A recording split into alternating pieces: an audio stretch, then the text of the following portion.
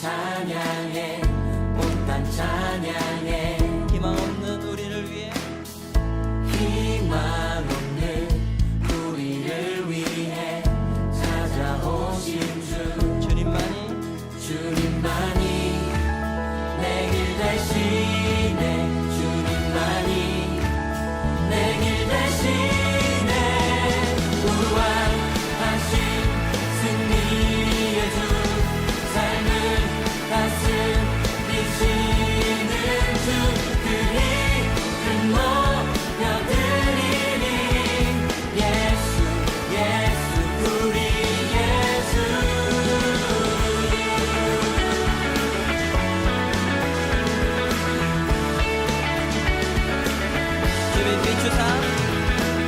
주빛 비추사 영광 찬란해 영광 찬란해 만유의 주 만유의 주 구원의 주님 우리 삶의 주님 우리 찬양 받으소서 우리 찬양 받으소서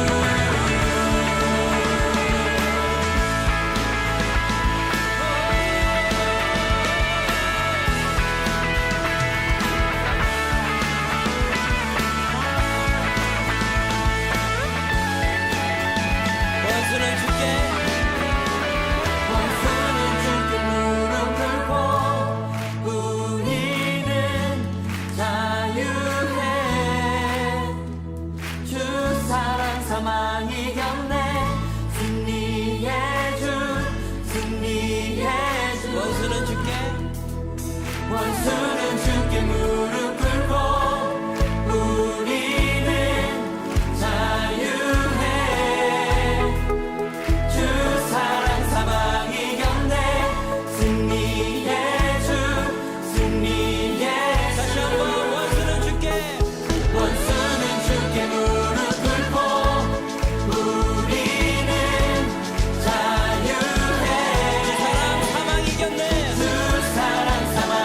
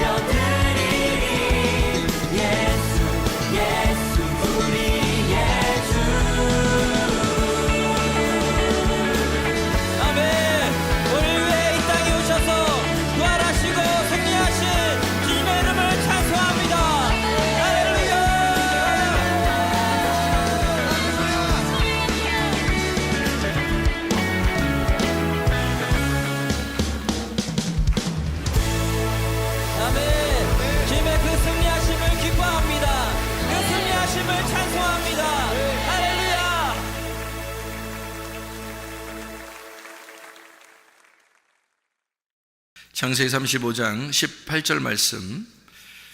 그가 죽게 되어 그의 혼이 떠나려 할 때에 아들의 이름을 베노니라 불렀으나 그의 아버지는 그를 베냐민이라 불렀더라. 아멘.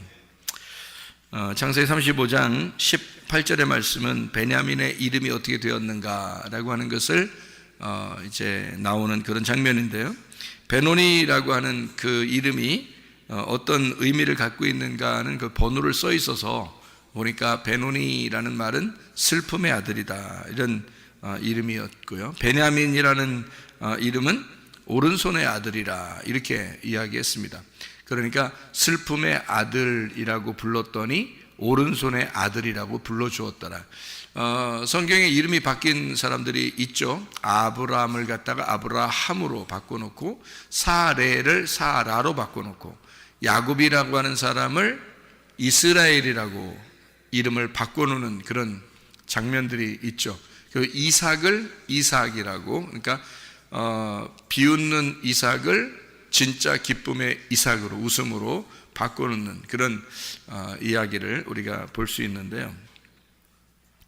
여기서 보면 베노니라는 이름이 베냐민이라는 이름으로 바뀌었더라. 그럼 바뀌는 어떤 과정이 있었을 거 아니겠는가? 그 과정이, 그러면 슬픔의 아들이라는 단어에서 오른손의 아들이란 말은 전혀 반대 말인데, 전혀 반대인데 이 반대가 갈 때 그 과정이라는 게 있지 않았을까 하는 얘기입니다. 그 과정이. 그럼 그 과정이 어떤 과정일까? 슬픔의 아들이라고 하는 것이 있고 오른손의 아들이라는 게 있다면 완전 반대거든요. 그러면 슬픔의 아들, 오른손의 아들이 오른쪽에 있다면 슬픔의 아들은 그럼 어느 쪽에 있겠어요? 왼쪽에 있겠죠. 그러니까 슬픔의 아들 쪽에 있는 왼쪽, 오른손의 아들 쪽에는 오른쪽인데, 그 오른쪽에는 그러면 슬픔이 변하여 오른쪽으로 갔으니까 부활의 모습, 그러니까 기쁨의 오른손으로 바뀌었겠죠. 그죠? 자, 슬픔의 아들이 기쁨의 아들로 바뀌었다. 왼손에 있던 아들이 오른손의 아들이 되었다. 이제 이런 의미를 우리가 바라볼 수 있죠. 그러니까 한쪽에는 슬픔이라고 썼지만 사실은 기쁨을 반대로 쓰기 위해서 쓴 것이고, 오른손의 아들이라고 썼지만 왼손이라고 하는 것에 반대로 쓴 거란 말이에요. 그죠? 그러니까 왼손은 슬픔이고 오른손은 기쁨이다, 이런 얘기가 되겠죠. 예수님께서도 하늘나라에 올라가서 하나님의 보좌 어디에? 우편에 앉아 계시다 그러죠. 그러면 우편이라고 하는 거는 권능의 자리를 얘기하는 거고, 또 기쁨의 자리를 얘기하는 거고, 부활의 자리를 말하는 것이다. 그러니까 오른쪽이라고 하는 것은 왼쪽에서 오른쪽으로 갔을 때는 슬픔에서 기쁨으로, 그리고 죽음에서 부활로, 아래에서 위로 올라갔다, 이렇게 볼 수가 있죠. 예수님 십자가 밖에 돌아가실 때도 왼편의 강도와 오른편의 강도가 있었죠. 한쪽 편의 강도가 이제 그 예수님을 비난하게 되고, 또 한쪽 편의 강도는 이제 구원을 받게 되는 그런 일들도 있었단 말이에요. 그죠? 그러면 그 양편에 왜 강도가 있었느냐면, 한쪽 편의 강도를 미워해서 거기다 써놓은 게 아니라, 한쪽 편의 강도와 같은 내가, 예수님을 비난하던 내가 예수님을 바라보고 그 예수님의 그 죄 없으심을 인정하고 그분을 나의 주인으로 모셔드릴 때 한쪽 편으로 옮겨가는, 그러니까 한쪽 편 강도가 다른 한쪽 편으로 옮겨가서 낙원에 이르는 그런 장면들을 우리가 볼 수가 있다는 얘기죠. 부자와 거지 나서에서 부자가, 가짜 부자였던 부자가 예수님을 이제 제대로 가난한 거지가 되게 되면, 그러면 하늘나라의 진짜 부자가 된다라는 그런 이야기를 하는 것과 마찬가지죠. 그러니까 왼쪽과 오른쪽에는 모두 다 이게 완전히 반대를 성경에 써놓는 것은, 이것을 반대로 써놔서 이쪽 편과 이쪽 편을 갖다가 서로 한쪽은 나쁘다, 한쪽은 좋다라는 것을 쓰려고 하는 게 아니고, 한쪽 편에 있던 자가 한쪽 편으로 가는, 그러니까 이것이 두 개 다 내 마음 안에서 이루어지는 것이다 라는 것을 우리가 생각해 볼 수 있는 거죠. 그러면은 마음 안에서 베노니가 베냐민이 되었다라고 하는 것은 슬픔의 아들이 기쁨의 아들로 바뀌었다, 왼손의 아들이 오른손의 아들로 바뀌었다, 이렇게 볼 수가 있죠. 그러면 어디에서 일어나는 사건이라고요?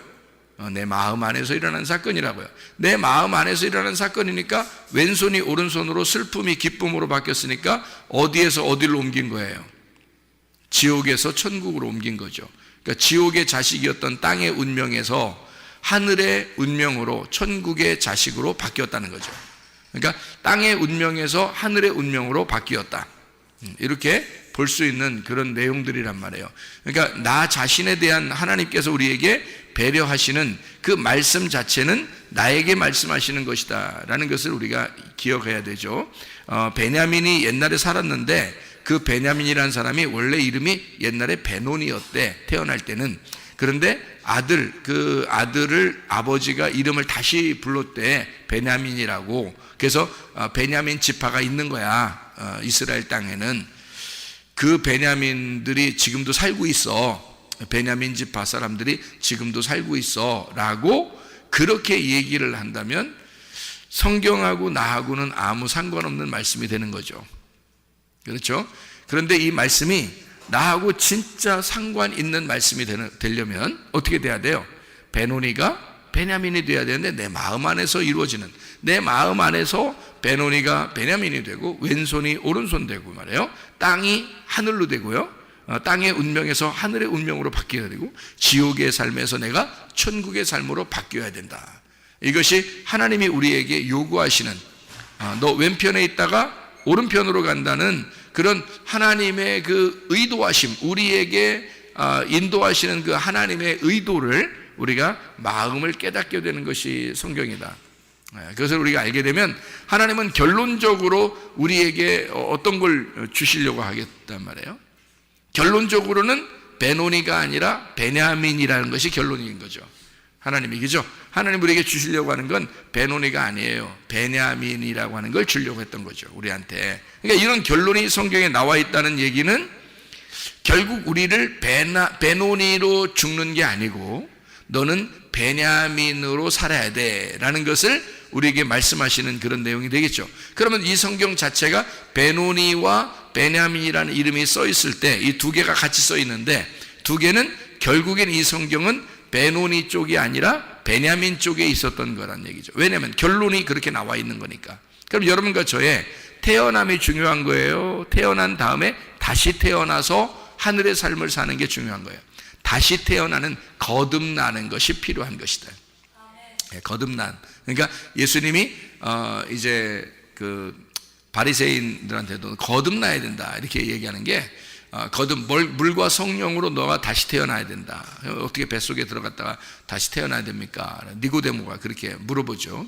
예수님이 네가 참 선생이면서도 그것도 모르냐, 이런 얘기. 이건 육체적인 얘기가 아니라 영적인 이야기야. 그런 이야기를, 하늘의 이야기를 갖다가 해주니까 니고데모가 뭐 알턱이 있나요? 잘 모르죠. 알턱이 없죠. 그래서 알턱이 없어서 그냥 땅의 생각을 하다 보니까 엄마 뱃속에 다시 들어갔다가 또 태어나야 됩니까? 라고 이런 생각만 하는 거죠. 그랬더니 예수님이 그런 말이 아니야, 물과 성령으로 다시 태어나야 돼 라는 말을 했으니까, 물과 성령으로 태어나는 말을 왜 그렇게 했을까요? 갑자기 뜬금없이 거듭난다고 하는 것은 물과 성령으로 태어나야 돼 라는 말을 왜 뜬금없이 했을까요? 그 뜬금없는 얘기 아니에요. 예수님이 거기 다 이어져서 얘기하는 건데 그게 뜬금없이 얘기하는 것처럼 들리는 거예요. 왜? 니고데모가 그 바리새인이고요, 그리고 관원이고요. 그러니까 이쪽 그러니까 율법적으로는 아주 성경을 많이 아는 사람이란 말이에요.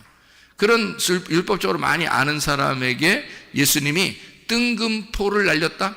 물과 성령으로 거듭나야 돼 라는 말을 그렇게 날렸다고 하는 것은 그 사람을 뭐랄까, 너 성경 뭐 이런 건 알아? 이러면서 이제 그렇게 말한 게 아니라, 너도 알 텐데, 내가 이렇게 말하는 거 보면 너도 알 텐데 하면서 얘기를 하는 거예요. 그게 그런 식으로 얘기하는 거지, 진짜 뭐 무시해가지고 너 이런 거나 알아?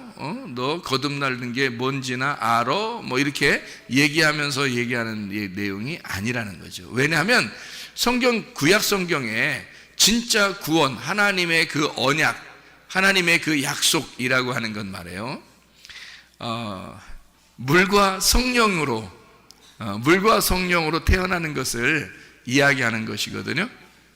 그러니까 물과 성령으로 거듭나고 태어나야 된다는 것은 그냥 신약에 와서 예수님이 갑자기 거듭나려면 물과 성령으로 태어나야 돼라고 이야기하는 게 아니고, 구약 성경에도 물과 성령이라고 하는 것이 이미 존재하고 있었다는 얘기입니다. 그것으로 거듭나야 돼라는 말은 그 말씀을 너가 깨달아야 돼. 이 말씀을 깨닫지 못하면 이해를 못하는 거야. 이게 무슨 말인지를 이해를 못하는 거야. 그러니까 진리의 말씀으로 네가 거듭나야 돼라는 말은 너는 슬픔의 아들이야. 그런데 네가 오른손의 아들이 될 거야. 이렇게 바뀌는 거란 말이에요. 다시 말하면 구약에 있는 물과 성령이라고 하는 것이 사인이 계속 있었죠. 물과 성령이라는 것이 어떻게 사인이 있었어요? 여러분 성경에 보면 출애굽할 때요, 사람들이 출애굽할 때 그 기둥 2개가 있는데요, 기둥 2개가 2개가 아니라 하나인데 뭘로 인도했죠? 이스라엘 백성들을 구름 기둥과 불 기둥으로 인도했습니다. 그러면 하나는 구름 기둥이요, 하나는 불 기둥이란 말이에요. 그럼 이것이 2개가 번갈아 가면서 나타나 가지고 막 인도한 거예요? 아니면 원래 하나인 거예요? 원래 하나인 거예요. 아침에는 구름 기둥으로 바뀌고요, 저녁에는 불 기둥으로 바뀌는 겁니다. 그러니까 구름 기둥과 불 기둥이라고 하는 것으로 이렇게 2개가 같은 하나로 우리를 인도하는 말씀이었다라는 얘기입니다. 그게 천사였다, 그렇게 얘기하죠. 그러니까 구름 기둥과 불 기둥으로 인도하는 천사였다. 그것으로 우리가 이제 이 말씀이라고 보는 거죠. 이 말씀이 그렇게 이루어졌다라는 얘기예요. 그러면 하나 구름 기둥은 뭘로 이루어졌어요? 물로 이루어진 거죠. 물층으로, 그죠? 불 기둥은요, 불로 이루어진 거죠. 예, 그러니까 물과 불로 이루어진 것이다. 이 성경은 물과 불로 이루어진 것이다, 이렇게 되죠. 물과 불로 이루어진 것이 있는데 그것이 물과 성령으로 이루어져야 된다라는 그런 얘기예요. 또 하나가 있죠. 창세기 9장에 보면 무지개가 있습니다. 무지개를 어떻게 보는 거죠? 무지개가 어떻게 돼 있죠? 이렇게 활 모양으로 돼 있어 가지고 뭐가 올 때 이게 와요? 비가 오고 난 다음에 물기가 있을 때 햇빛이 딱 뜨고 그 속에 빛이 나는 거죠. 그러니까 물 안에 빛이 있는 거예요. 맞죠? 물 안에 빛이 있는 거예요. 그러니까 물 안에 불이 있는 거란 말이에요. 물 안에 불이. 그러니까 물과 성령으로 거듭난다, 이 말이 원래 구약에 있는 그 내용들은 그렇게 표현이 되어 있었어요. 그러니까 하나님의 말씀들은 이미 그 언약이 그렇게 속에 되어 있었는데 그거를 이제 이 니고데모라는 사람이 아무리 율법사라도 그런 속의 내용을 집어넣고 있었는지를 내용을 몰랐던 거죠. 그러니까 예수님이 너 그 내용을 그런 거 들어봤지? 이런 거야 라고 설명하는 건데요, 그걸 모르죠. 왜냐하면 겉으로 이게 물과 성령으로만 생각하니까 물과 성령으로 거듭난다? 이게 뭐지? 이렇게 생각하니까 그런 거지, 사실은 그게 구약 성경에서 다 있었던 그런 내용들이란 말이에요. 그러니까 물 안에 불이 있는, 그죠? 물 안에 불이 있는 이것이 다 존재하고 있었던 거죠. 그래서 생각해 보세요. 창세기 1장에서도요 흑암이 있었고 하나님의 그 신은 그 물 위에 이렇게 존재하고 있었다라고 되어 있죠. 그러니까 물과 불이란 말이에요. 그러니까 그 불이 이쪽 땅으로 이렇게 침투해 들어오는데 그것을 뭐라고 표현했냐면 빛이 들어왔다, 이렇게 말하는 거예요. 그래서 이쪽 어둠에 빛이 들어왔다. 뭘 뚫고요? 물층을 뚫고 들어왔다는 거죠. 그러니까 물과 불이라고 하는 물과 빛, 이것을 설명해 놓는 그런 얘기들이거든요. 그러니까 거듭난다고 하는 것은 물과 성령으로 거듭나야 된다라는 말이 같은 내용들이었는데 율법을 아는 사람들은 그 말씀이 무슨 말인지 잘 이해가 안 될 수가 있죠. 그러니까 그러나 이건 원리적으로 딱 정해져 있는 것이니까 예수님은 아는데 니고데모는 모르고 있더라, 이런 얘기가 되겠습니다. 자, 무슨 말인지 알죠? 자, 그러면은 우리 성경을 생각해 보세요. 노아 시대에 뭘로 심판하죠? 물로서 심판합니다. 그러면 물로서 심판하는 노아 시대에 마지막에는 뭘로 심판한다 그래요? 불로서 심판한다 그래요. 그러면 그 불로서 심판한다는 것은 싹 다 태워가지고 그냥 뭐 작살내겠다는 의미예요? 아니면은 뭔가 하나님께서 우리를 사랑하는 그 마음이 속에 들어있는 거예요? 그냥 무작정 그냥 하나님 사랑하는 마음이 일단 들어있다고 일단 얘기를 해야 되겠죠? 왜냐하면 물로서 심판하시는 하나님이 불로서 심판하신다 그러면 무섭지, 더 잔인하지. 생각을 해보세요. 물로 죽이는 게 더 잔인해요? 불로 태우는 게 더 잔인해요? 불로 태우는 게 더 잔인하죠. 그런데 우리는 그 안에 물로서 심판하신다는 그 내용에서도 거기에 뭐가 준비되어 있었어요? 방주가 준비되어 있었다고요. 방주가 준비되어 있으니까 그 물이 전혀 한 방울도 물이 그 안에 들어가지 못했습니다. 그는 하나님이 미리 방주를, 비가 오기 전에 미리 준비를 다 해놓고 시작을 하는 거란 말이에요. 그렇죠? 그러면 불로서 심판한다는 얘기도 뭔가 하나님의 내용이 있겠죠. 그럼 물로 심판하는 것도 물청소, 불로 심판하는 것도 불청소야. 그러면 이게 어떻게 돼? 다 뭐가, 청소라는 건 뭐 하는 거예요? 정결하게 하는 거란 말이에요. 그러니까 정결하게 우리를 깨끗하게 만들기 위해서 하는 작업들이라고요. 처음에는 물로 한 것이고 그 다음에는 불로 하는 거예요. 그래서 이게 순서가 정해진 내용이라고요, 이게. 그러니까 이것 하나의 언약이라고요. 하나님의 말씀, 하나님의 언약. 그래서 물과 성령으로 거듭난다는 말은 성경에 나와 있는 이 두 가지가 합해서 진리의 말씀이다. 요거를 네가 깨닫느냐라는 말이에요. 그러니까 요 두 가지가 하나인데, 요것을 하나는 심판을 가리키고 하나는 주님의 사랑을 가리킨다. 그러면 심판은 어떤 심판의 목적을 가지고 있는 거다, 아니면 구원의 목적을 가지고 있는 거다? 구원의 목적을 가지고 너를 청소하려고 하는 것이다, 이 말이에요. 그게 심판이라고 하는 겁니다. 그러니까 물로서 오든 불로서 오든 결국 나에게 있어서는 하나님의 정결하심을 위하여 나를 깨끗하게 만드는 하나님의 심판이었다는 거죠. 그러면 그 심판 자체가 구원이 올 수 있다는 얘기예요. 이것이 하나님의 말씀이라고 하는 것을 깨닫기만 하면은 말입니다. 그러나 이걸 깨닫지 못하면 실제로 자기가 너무 교만해지고 하나님처럼 돼서 자기가 진짜 불심판으로 끝나버리면 이것은 영원히 기회가 없어지는 거죠.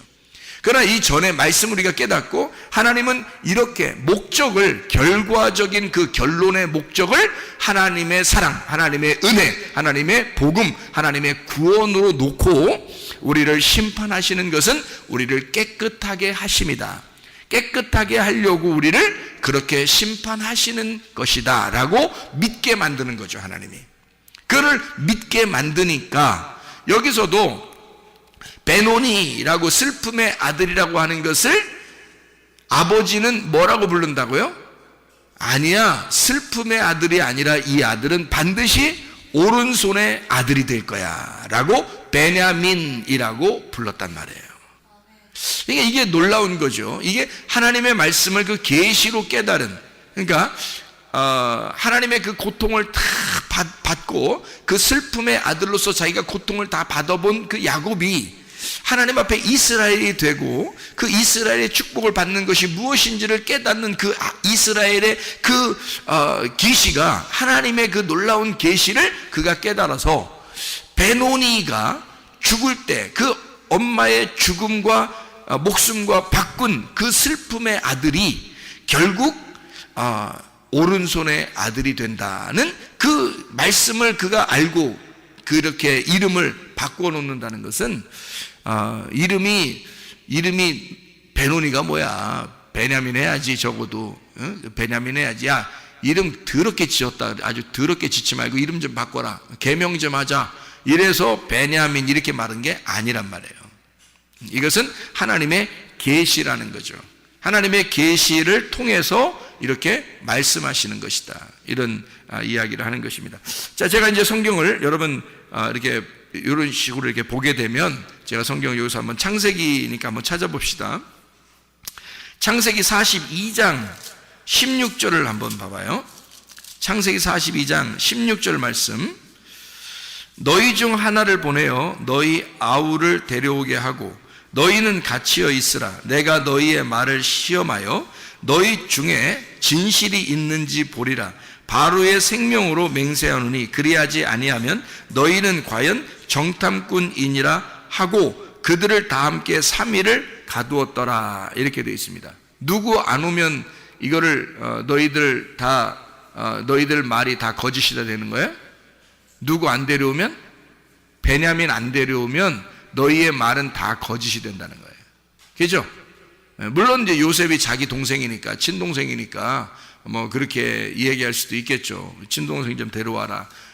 보고 싶어 죽겠다. 뭐 이렇게 할 수도 있겠죠. 그런데 일부러 이제 12명의 그 아들에서 이 베냐민을 특별히 진실이냐 거짓이냐를 시험할 때 그 베냐민을 갖다가 이름을 거론했다라는 것을 우리가 볼 수 있죠. 그래서 42장 18절에 보면요, 사흘 만에 요셉이 그들에게 이르되 나는 하나님을 경외하노니 너희는 이같이 하여 생명을 보전하라 라고 하고요, 20절에 너희 막내 아우를 내게로 데리고 오라. 그러면 너희 말이 진실함이 되고 너희가 죽지 아니하리라 하니 그들이 그대로 하니라. 이렇게 되어 있습니다. 그러니까 3일을 가두어 놓고 정신 버쩍 나게 하고 난 다음에 그 다음에 이런 얘기를 또 해요. 베냐민 데려와라. 그러면 너희들이 진실한지 아닌지 내가 시험할 수 있다. 이렇게 이야기를 하잖아요. 그러니까 베냐민이 뭘 대단한데 다른 사람들은 뭐 아무것도 아니야. 그럼 요셉한테는 다른 사람들도 아무거예요. 다른 사람들도, 다른 형제들도 다 아무건데 베냐민이 더 아무거라 그렇지. 자기 속에는. 왜냐하면 베냐민이 뭔 거예요? 그러니까 요셉의 입장에서는 베냐민이 시험하는 기준이란 말이에요. 시험하는 기준. 자, 어떤 기준을 가지고 있다고? 이름이? 베냐민이 어떻게 이름이 됐다고요? 뭐에서 뭘로 됐다고? 베노니에서 베냐민으로 바뀌었다고. 그러면 이게 성경에 뭐가 된다는 거예요? 여러분을 시험하는 잣대가 되는 거란 말이에요. 여러분이 말씀을 어떻게 알고 있느냐에 대한 잣대가 되는데 그게 베냐민이라는 겁니다. 베노니에서 베냐민으로 바뀐, 그러니까 슬픔의 아들이 오른손의 아들이 되는 요 말씀이 기준이 된다 그 말이에요. 너를 시험하는 기준이 된다. 네가 진리를 알고 있느냐, 말씀을 깨달았느냐에 대한 진리의 기준, 그 잣대가 되는 것이다. 이게 베냐민. 그러니까 베냐민 꼭 데려오라는 거죠. 베냐민 데려오면 이게 진리의 말씀인 거고, 베냐민 안 데려오면 너는 거짓말쟁이라 이거지. 말씀을 모르는 거라 이거지. 무슨 말인지 알겠죠? 자, 창세기 42장 36절입니다. 그들의 아버지 야곱이 그들에게 이르되 너희가 나에게 내 자식들을 잃게 하도다. 요셉도 없어졌고 시므온도 없어졌거늘 베냐민을 또 빼앗아 가고자 하니 이는 다 나를 해롭게 함이로다. 자, 뭐라는 거예요? 내 거 다 잃어버리게 한다. 내 거 다 뺏어가려고 하는구나. 그러니까 베냐민이 어떻게 될 줄 모르고 보내는 겁니다. 이 야곱이 보낼 때는요. 그 말은 실제로 자기가 다 잃어버리는 순간이란 말이에요. 그러니까 자기가 다 잃어버리기 전까지는 사실은 시험하는 게 아니죠. 다 잃어버리는 것까지가 시험이란 말이에요. 하나님의 시험. 그러니까 베냐민이 오면은 야곱의 모든 걸 잃어버리는 거라고요. 사실은 형제들은요 베냐민하고 요셉을 별로 안 좋아했어요. 생각해 보세요. 배다른 동생이고요, 그죠? 배다른 동생이고 베냐민하고 요셉은 배다른 동생일 뿐만 아니라 별로 좋아하지 않았어요. 그래서 요셉 팔아먹고 그랬잖아요. 예. 그리고 베냐민도 그러죠. 그러니까 똑같이 이 형제들 입장에서는 사실 베냐민이나 요셉이나 그렇게 중요한 인물들이 아니에요. 누구한테 가장 중요한 인물이겠어요? 베냐민이 야곱에게 가장 중요한 인물이에요. 그러니까 결국에는 누구를 다 이렇게 파괴시키려고 베냐민 오라고 하는 거예요. 야곱이라는 사람을 파괴시키려고 베냐민 오라고 한 거예요. 결국에는 야곱이라는 내가 모든 어떻게든지 내가 가지고 소유한 것들을 가지고 있는 것, 그 그거 하나까지도 뺏어버리려고 하는 게 하나님의 마음이라는 거죠. 근데 그게 쉬우냐고. 여러분 같으면 그게 쉽냐고요. 어렵죠. 자기가 남아있는 그 하나, 이거 지키고 싶지 않겠어요?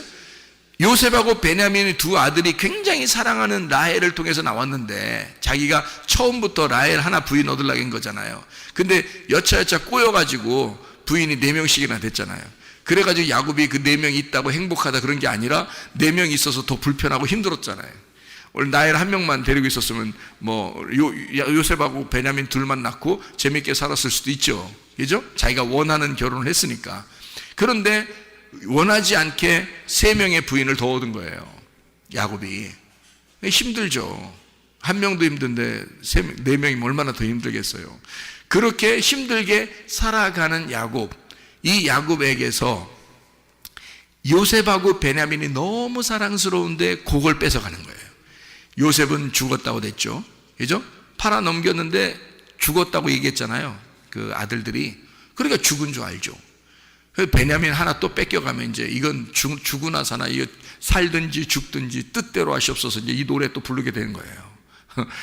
그러니까 베냐민 보내면서 그 말한 거예요. 살든지 죽든지 뜻대로 하소서. 눈물 이렇게 흘리고 그러는 거지. 그러니까 결국에는 누구의 마음을 찢어 놓으려고 한 거예요? 베냐민의 아버지의 마음을 찢어 놓으려고. 그 누구예요? 그게 베냐민의 이름을 지어준 게 누구예요?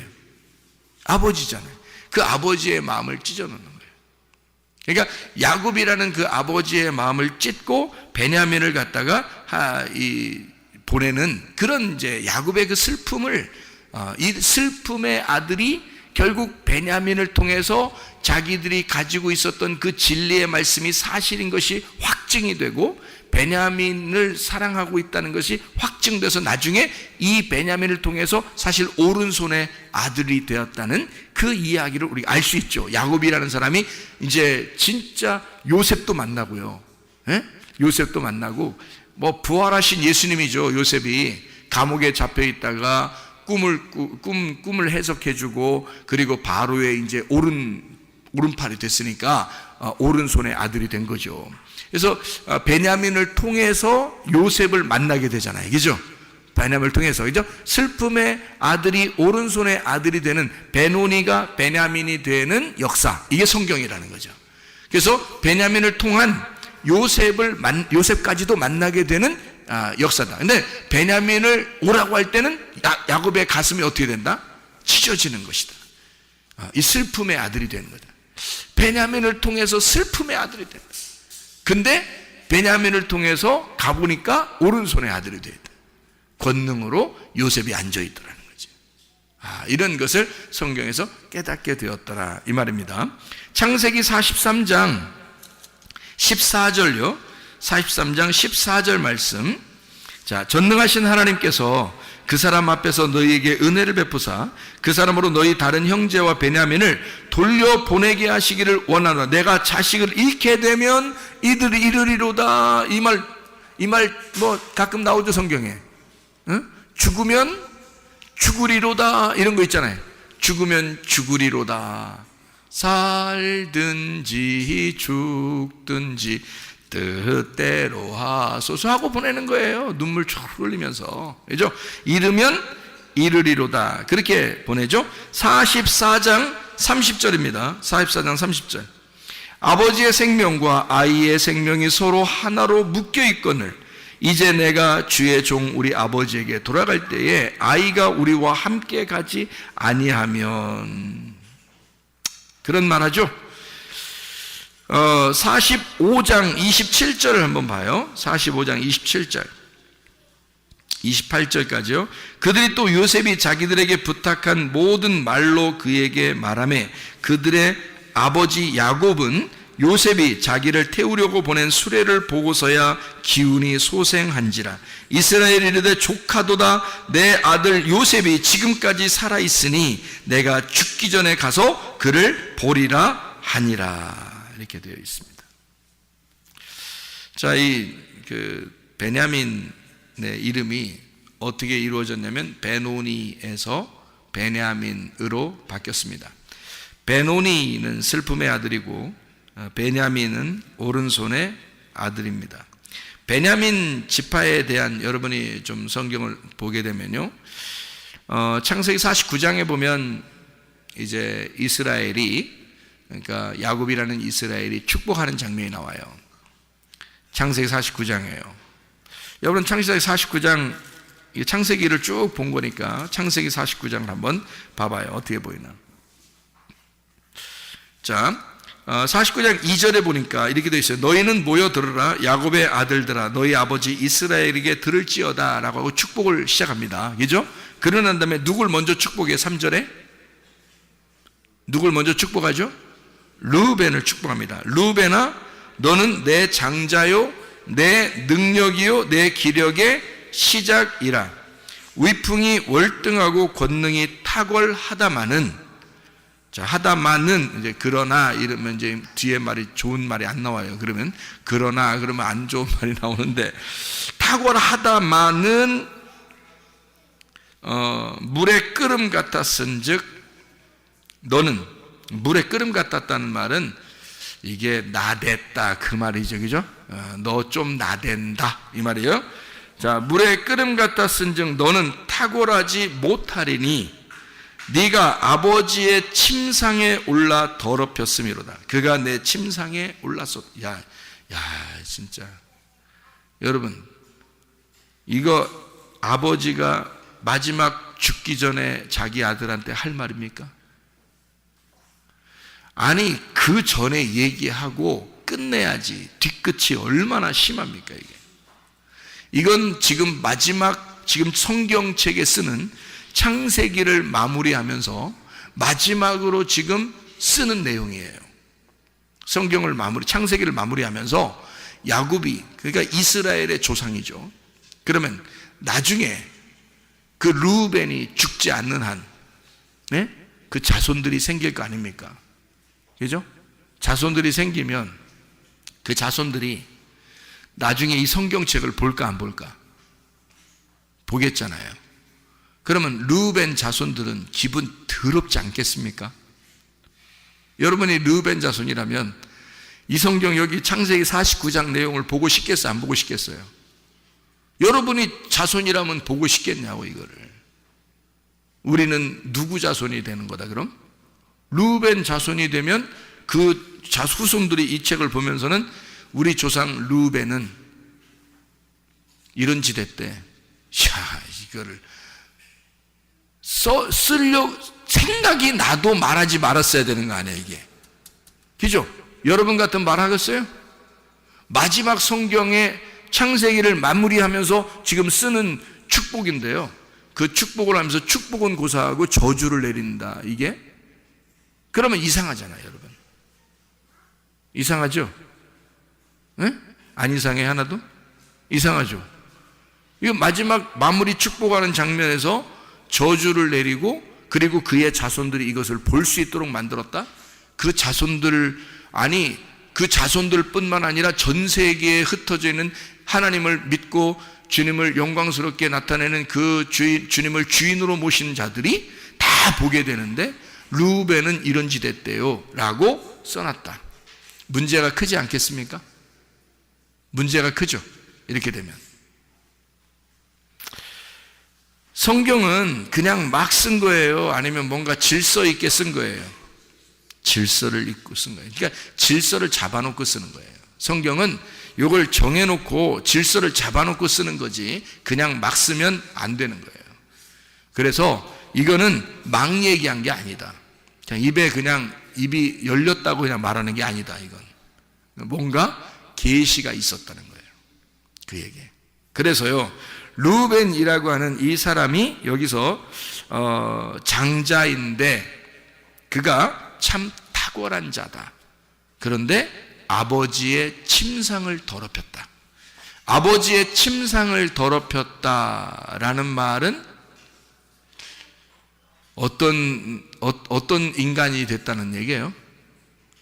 아버지의 침상을 더럽혔다. 어떤 인간이 됐다는 얘기예요? 인간 말종이 됐다는 얘기잖아요.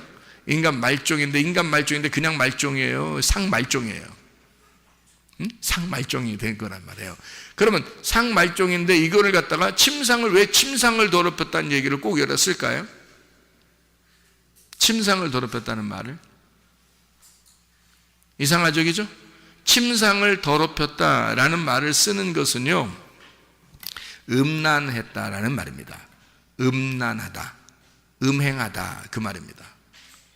그러면 인류의 조상 첫 번째 아담이 어땠나요? 인류의 조상 첫 번째 아담, 하나님의 첫 번째 아들, 첫 아들 아담이 어떤 사람이 되었어요? 선악과를 먹어버렸죠. 선악과는 먹음직 보암직 탐스럽게 하는 거였는데 그것을 먹어버렸어요. 그걸 먹어버린 거를 성경은 우리에게 뭐라고 가르쳐요? 탐욕이라고 가르쳐요. 그 탐욕은 우상숭배고 그 우상숭배는 음란한 행동이다라고 가르치고 있단 말이에요. 그렇죠? 그러면 여기서 르우벤을 갖다가 저주하기 위함인 거예요? 첫 아담에 대한, 첫 아들에 대한 저주를 일부러 쓰려고 한 거예요. 일부러 쓰려고 한 거란 말이에요. 자, 그러면 보세요. 르우벤이라고 하는 사람이 첫 아담 그리고 선악과를 먹은 자이다 라는 것을 여기다 쓰려고 했다면 그 나머지 아들이 쭉 나오죠. 시므온, 레위, 유다, 스불론, 이사갈, 단, 갓, 아셀, 납달리, 요셉까지 쭉 나옵니다. 그리고 난 다음에 베냐민이 나오는 거예요. 베냐민은 여러분 야곱의 아들 중에서 베냐민은 첫 번째 아들이에요? 중간 아들이에요? 마지막 아들이에요? 마지막 아들이에요. 마지막 아들이라고 하는 것을 쭉 중간에 여러 아들이 쭉 있고요. 그 다음에 마지막 아들을 갖다가 써놓는 거죠. 베냐민, 마지막 아담에 대한 이야기를 쓰는 거죠. 베냐민 이름이 무슨 이름이라고요? 오른손의 아들이다. 오른손의 아들이라는 말은 뭐예요? 왼쪽에 있었다가 오른손으로 갔다는 얘기 아니에요, 그죠? 왼쪽에 있다 오른손으로 갔다는 얘기니까 왼쪽에서 오른손으로 갔다는 얘기는 죽어서 부활했다는 얘기예요, 그죠? 땅에서 하늘로 갔다는 얘기고요. 그러니까 베냐민이라고 하는 아들을 최고 마지막에 쓴 이유는, 쓰면서 마지막 아담, 오른손의 아들인 생명나무. 자, 첫 번째 르우벤은 어떤 아들이었다고요? 첫 아담을, 그가 뭘 먹었다고요? 선악과를 먹었다. 그래서 음행하다라는 말을 쓰는 거고, 베냐민이라는 이름, 그 아들의 이름은 뭐라고요? 오른손의 아들이라고요. 일부러 베냐민을 축복하는 겁니다. 마지막으로 베냐민을 축복해요. 물론 마지막 아들이니까 마지막으로 축복하는 거 당연하겠죠. 근데 베냐민을 마지막으로 놓고 축복하면서 오른손의 아들, 생명나무를 먹은 자, 생명나무가 된 자를 축복하는 것이다, 그 말입니다. 자, 그래서 베냐민을 통해서요, 잘 봐요. 여기에 원래 처음에는요, 요셉이라는 사람이, 야곱의 아들 요셉이 죽임당하려고 하다가, 형들한테 죽임당하려고 하다가, 요셉이 야, 형들이 야, 죽여서 뭐하냐, 팔자. 그래서 팔아버린 거거든요. 그러니까 요셉 하나 잃어버리고 몇 명 있었어요? 거기에 형제들이 요셉 하나 잃어버렸으니까 몇 명 있었겠어요? 11가 있었단 말이에요. 그러니까 하나가 없어졌단 말이에요. 11가 모여 있었다고요? 11가 모여 있는데 11가 모여 있으면 돼요, 안 돼요? 안 돼요. 왜요? 야곱의 그 아들들은 12이 돼야 돼요. 12지파가 돼야 되거든요. 그게 이스라엘이란 말이에요. 자, 이해가 됩니까? 그러면 12아들, 12지파가 돼야 되는데 그게 하나님의 정하심인데 요셉을 잃어버렸으니까 그러면 11가 되잖아요, 그죠? 그럼 여기서 이스라엘에서 계속 가나안 땅에서 살게 되면 계속 11가 살게 되는 거겠죠, 그죠? 11의 아들이 계속 사는 거잖아요, 11명이, 그죠? 그런데 요셉이 어디에 가 있어요? 애굽에 가 있죠. 애굽에 가 있어서 쌀을 갖다가 이제 아들들이 가가지고 쌀 좀 얻어오는 거예요. 쌀 얻어서 쌀 좀 사가지고 쌀 얻어서 왔는데 요셉이 무슨 주문을 했어요? 무슨 주문? 베냐민 데려와라 그러죠. 베냐민 데려와라. 베냐민 안 데려오면 니는 이제 나하고 이제 끝났다. 뭐 이렇게 되는 거예요. 그러니까 이거 베냐민 안 데려갈 수도 없고, 이제 뭐 데려가자니 이제 뭐 무섭고, 안 데려가자니 더 무섭고, 이렇게 되는 거예요. 진퇴양난인 거예요, 이 사람들이. 근데 보세요. 베냐민을 데리고 오라고 그래요. 배 데리고 와가지고 뭐 여차여차해서 베냐민 갖다가 막 이렇게, 베냐민을 갖다가, 잡아놓는다고 그러고 막 이래요. 그러니까 거기서 참 놀랍죠. 유다라는 사람이 있어요. 유다가. 그러니까 유다 자손으로 예수님이 나오셨다고 그러잖아요. 성경에, 그죠? 그러니까 유다라는 사람이 참 놀라운 정말 그 가슴으로 아버지의 마음을 이야기해주는 그 유다 때문에 요셉이 눈물을 흘립니다. 거기서 마음을 다 열어버리는 거예요. 그 전까지는 사실은 마음을 열지 않았어요. 그런데 유다가 막 아버지의 마음을 그대로 전달하는 거예요. 그래서 유다가 뭐라고 그러냐면, 이 베냐민하고요, 이 동생하고 아버지하고는 하나로 연결되어 있어요. 요셉한테 하는 얘기예요. 요셉이 이제 그 바로의 그 왕궁의 그 국무총리니까 뭐 어떻게 대화를 할 수 있는 상태가 아니거든요. 근데 유다가 용기를 내서 이제 얘기를 하는 거거든요.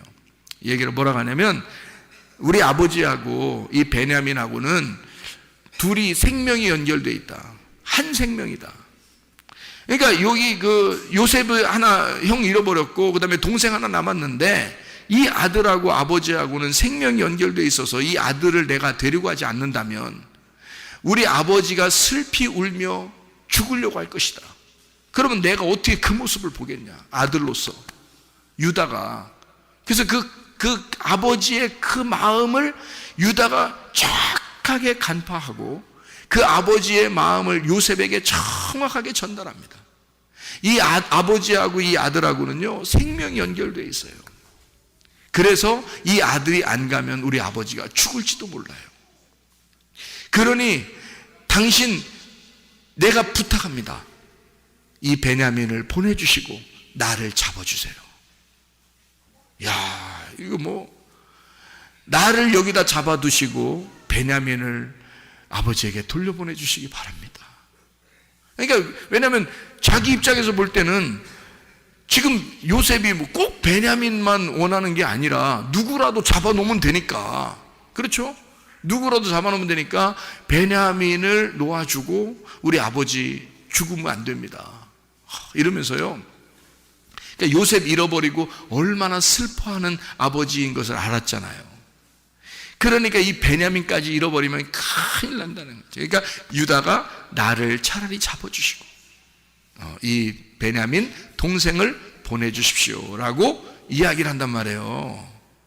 그때 요셉이 어떻게 하냐면 거기서 엉엉 울면서, 다른 두 아들 다 나가라고 그러고요, 거기서 엉엉 울면서 내가 동생 요셉이라고 거기서 밝히는 거예요. 야, 진짜 그 가족이요, 자, 12명의 그 아들이요, 여러분 보세요, 다 11명이 살고 있었습니다. 요셉 잃어버렸고 11명이 늘 11명이 살고 있었어요. 그런데 요셉이 베냐민을 데리고 와라, 베냐민을 데리고 오면 너네가 진리를 아는 것이고 진실한 것이며, 너네가 베냐민을 데리고 오지 않으면 너희들은 거짓말장이다 라고 그렇게 이야기하면서 베냐민을 데리고 오라고 그래요. 그 베냐민을 데리고 와서 결국 12명이 다 거기에 모이게 되는 것입니다. 베냐민이 아니었으면 12명이 모일 수가 없죠. 11명만 계속 모이고 있었는데 베냐민을 통해서 12명이 모이게 되는 거죠. 야, 그런 놀라운 역사가 베냐민을 통해서 이루어졌다는 거죠. 그러니까 이 베냐민이라고 하는 사람, 12지파를 완성하게 되는 베냐민이 없어서는 12지파가 완성되지 않는 거죠. 그래서 베냐민 지파 사람들이 하나님 앞에 참 귀하게 쓰임받는 사람들이 꽤나 있습니다. 어떤 사람들이 베냐민 지파인데 하나님 앞에 쓰임받냐면요, 가장 나는 작은 자입니다 라고 주장했던 사람이 있었어요. 그가 누구냐면 사울 왕이었습니다. 자기는 베냐민 지파 중에 가장 작은 자인데요 라고 할 때 하나님은 그 사람을 왕으로 세웠단 말이에요. 자기를 작은 자라고 여길 때 하나님은 왕으로 그를 세운다. 그 사울 왕의 이름을 그대로 본따서 신약에 사울이라고 하는 스데반을 죽인 사람이 있었어요. 그 사람이 하나님께서 만나주시는 거예요. 주님이 그 사울을 만나주시는 거예요. 그 사람이 베냐민 족속이에요. 바울이요. 하나님이 하나님께 쓰임받는 사람, 하나님이 쓰시려고 하는 사람들은 큰 자들이 아닙니다. 자기를 작게 여기는 자들. 나는 죄인 중에 괴수요. 바울이죠, 그죠? 그 사람 베냐민 지파 사람이에요. 베냐민 지파는 막내예요. 지파들 중에서 막내라고요. 그런데 그 막내인 베냐민 지파를 통해서 전 세계가 복음화가 되는 놀라운 역사가 일어나게 됐다. 그게 바울이었다. 하나님은 바울이 큰 자였기 때문에 쓰는 게 아니라 하나님은 그가 가장 작은 지파인 내가, 베냐민 지파인 내가, 하나님 앞에 가장 작은 자인 내가 하나님 무엇을 할 수 있겠습니까? 라고 주님께 고백하게 될 때 주님은 그 사람을 들어서 오른손의 아들로 만들어 주신다는 겁니다. 하나님의 그 놀라운 역사죠. 이렇게 베냐민은 막내지만 이 베냐민을 통해서 마지막 아담을 완성하고 12지파의 모든 지파를 완성하고 그리고 이 모든 오른손의 왼쪽에서 드디어 오른쪽으로 가게 되는 놀라운 역사를 이 아버지가 그가 태어날 때 대논이었어요. 분명히 슬픔이었습니다. 자기가 가장 아끼고 사랑하는 아내가 잃어버렸어요. 그 순간, 그러니까 이 아들을 얻을 때 자기의 아내가 죽은 거거든요. 그렇게 슬픔이 있는 아들, 이 아들을 아버지는 오른손의 아들이라고 그렇게 불렀단 말이에요. 너는 슬픔의 아들이 아니라 마치 이제 오른손의 아들이 될 것이다. 드디어 너는 오른손의 아들로서 너는 살게 될 것이다. 실제로 그 베냐민을 통한 그 베냐민 지파를 통해서 이스라엘의 첫 번째 왕이 나오고요, 베냐민 지파를 통해서 전 세계의 복음, 신약의 그 복음화가 열려지는 바울이 나타나게 되는 놀라운 하나님의 역사를 우리는 보게 되죠. 베냐민 지파, 이 베냐민이라는 사람을 통해서 오른손의 아들을 통해 모든 지파가 하나가 되고 서로 합력해서 선을 이루는 하나가 되는 그런 놀라운 완성을 우리는 보게 되는 것입니다. 여러분, 우리는 다 부족한 자들이에요. 우리는 특별히 이방인들이고요, 그런 12지파에도 속하지 못하는 그런 아주 연약한 자들이에요. 그러나 마태복음 25장에는 이렇게 말씀하고 있습니다. 너희가 지극히 작은 자에게 한 것이 곧 나에게 한 것이다, 이렇게 말씀하고 있습니다.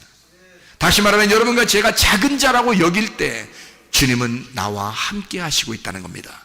내가 작은 자라고 여기는 그 사람에게 주님은 함께 하고 있다. 그래서 작은 자에게, 지극히 작은 자에게 한 것이 곧 나에게 한 것이다. 네가 그러면 지극히 작은 자가 된다면 주님은 나와 함께 할 것이다. 그러면 나와 함께 하시는 그 주님, 그 임마누엘의 그 주님은 내가 작은 자라고 고백할 때, 내가 겸손하게 주님 앞에 머리 숙이고 무릎 꿇을 때 하나님 우리와 함께 하신다. 주님은 여러분과 함께 하시기를 원하십니다. 여러분 지금 슬픔의 아들인지 모르죠. 그러나 하나님 반드시 여러분을 오른손의 아들로 삼아주실 것입니다. 슬픔의 아들이 결론이 아니고요, 오른손의 아들이 결론이에요. 그래서 완성이 되는 것입니다. 하나님의 그 권능, 그 부활의 그 권능 안에 하나님은 우리에게 결론을 정해놓고 우리를 갖다가 슬픔의 아들이 어떻게 하면 오른손의 아들이 되는가를 우리에게 알려주시는 것이 이 성경책이라는 거죠. 하나님의 말씀을 통해서 우리가 우리 자신들의 그 여건이, 환경이 그렇게 슬픔뿐일 수밖에 없는, 괴롭고 슬프고 어려움 가운데 있는 우리들일지라도 가장 작은 자인 나를 오른손의 아들로 삼아주시는 우리 하나님, 그래서 나를 급기야 하나님의 사람으로 쓰시는 하나님, 그런 여러분과 제가 되어서 주님과 동행하다가 주님 만나시기를 바랍니다.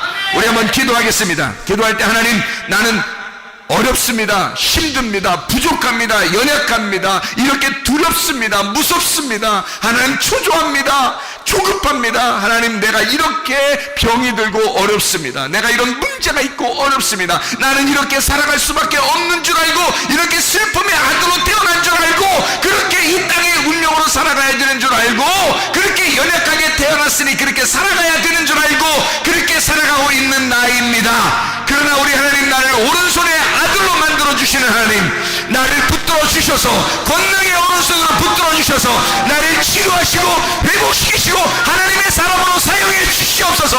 우리 한번 기도합니다.